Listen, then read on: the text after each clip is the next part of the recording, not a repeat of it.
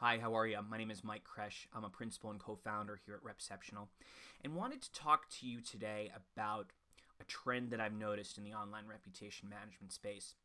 And that is some of the companies that are working on clients with challenges, meaning there are negative listings that show up in search. One of the tactical approaches is that they're creating fake names and fake profiles with the same name as their client, and using those and then elevating some content from these fake personas and moving them up the chain so that they show up high in search. So let's talk about that for a second. Tactically, I don't want to criticize other people or use this as a platform to speak negatively about the competition. However, there are implications here. Number one, if this is a trend that continues, what you're going to come up with on the internet is a lot of fake content, and that's not good for the holistic picture of the web, right? For the overall infrastructure. If you have a bunch of companies creating fake content to get rid of bad stuff, it's not good. So that's number one. Number two, it goes against the fundamental principle of what a good ORM company should be about, and that is about building brands.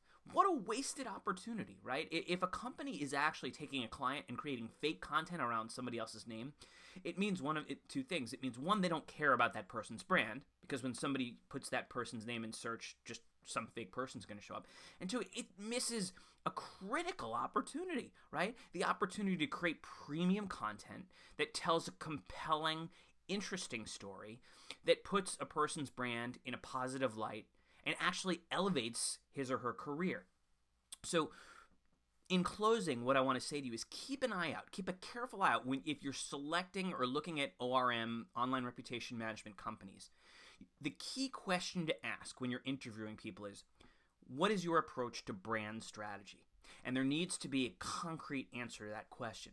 If it's not, or if there's any talk whatsoever about fake profiles, or really if the emphasis is just on pushing that negative stuff down and there's not an equivalent amount of attention on the premium content that's going to be created, you might want to think otherwise about choosing that company.